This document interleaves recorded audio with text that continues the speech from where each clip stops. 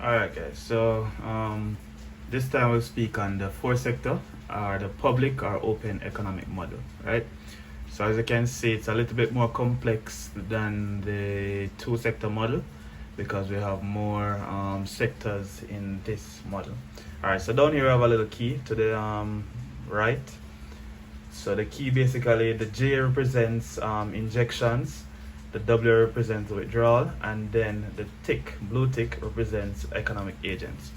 So in this model, as it states, it's four sector, right? Which means it basically give you away, you have four economic agents, namely household, firms, government, and the international sector.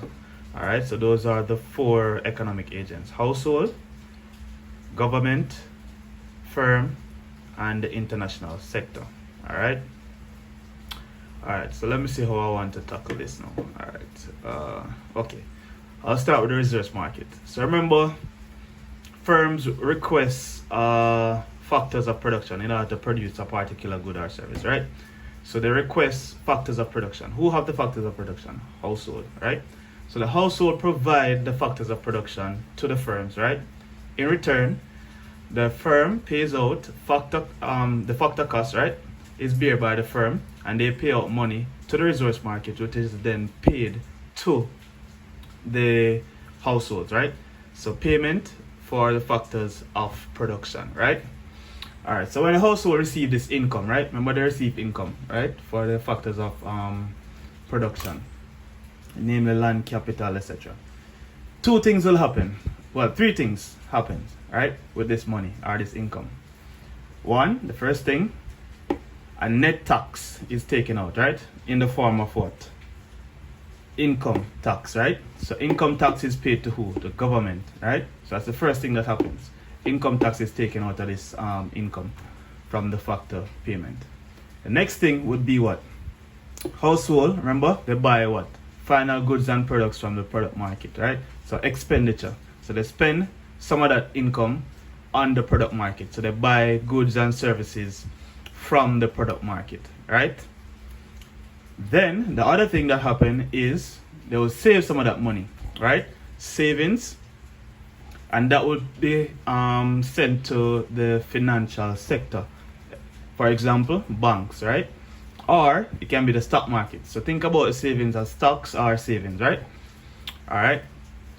The next thing that happens is that these banks give out loans to firms, right, in the form of investment. So they invest into the firms, right? As you can see over here, they invest into the firms. All right.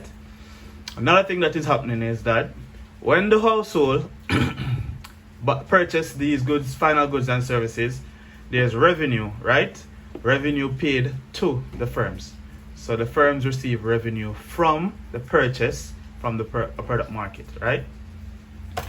Another thing that happens is that the firms will also need to pay taxes, right? You all know once you own a business, you have to pay some sort of tax to the government, all right? Government taxes, all right? So these are paid out to the government, all right? Next thing that happens is that you have the international sector now, right? And within the international sector, all right, hold a sec before we touch on to that.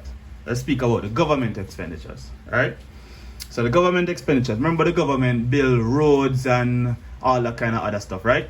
So this is where the government expenditure come into place. The government spend on local produce as well, right? So they buy different things from the product market, right? Which is still produced by firms. You have roads, etc., right? So all of these things come into the product market. So that's the government expenditure. Government spending whatever tax money they collect, right? They spend some of that in the product market. All right. The other thing that's happening is the international sector. So now we have the foreign market included in this, right? So two things happen. You have the import and you have the export, right? So where import is considered, income spent, so still the household, then buy produce from overseas, right? So hence they pay out, right? Pay out, so money withdrawn from the circular flow of income. go into the international sector. So household buy products from overseas. So when you go on Amazon and you go on all these fancy websites and purchase goods and services from overseas, it is money withdrawn from that particular economy. So that's the import expenditure. All right. So you import the product into the product market and you pay out that particular money. All right. On the other hand, you have the export revenue, where we produce local things such as coffee. Remember coffee and anything that we produce highly, or sugar cane and anything. We export those to the international sector, right? And then in return, we get money from overseas. So the foreign currency flow in. So that's an injection into the economic model. All right. So that's an injection. So remember, money flown in is an injection, right? So this is where we produce our goods in the product market and then sell it to foreigners. While on the import expenditure side, we import foreign goods and then we would have to pay out money to the international sector. All right.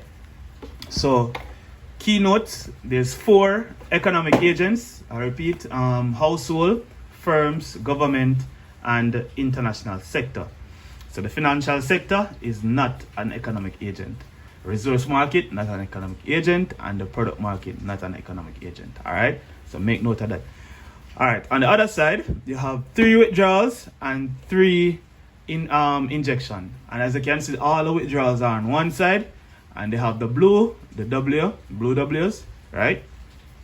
And on the right hand side, you have the injections, right? So the injections are investment into the firms, the government expenditure into the product market, right? And the export revenue coming from the financial sector. Those are all the injections into the circular flow of income. On the other hand, we have the withdrawals, right? Which are net taxes paid to the government, savings to the financial sector, and then import expenditure, which is money paid to the international sector for foreign goods. All right. So that basically sums up the 4-sector model. Very simple and straightforward. All right. And just keynotes, the flows between the household and the firm technically remains the same. You have to do with what? The resource market and the product market, right?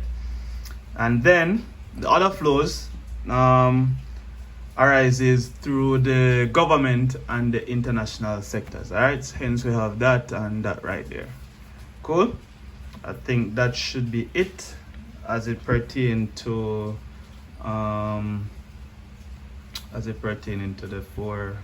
4-sector model. All right, so 4-sector model.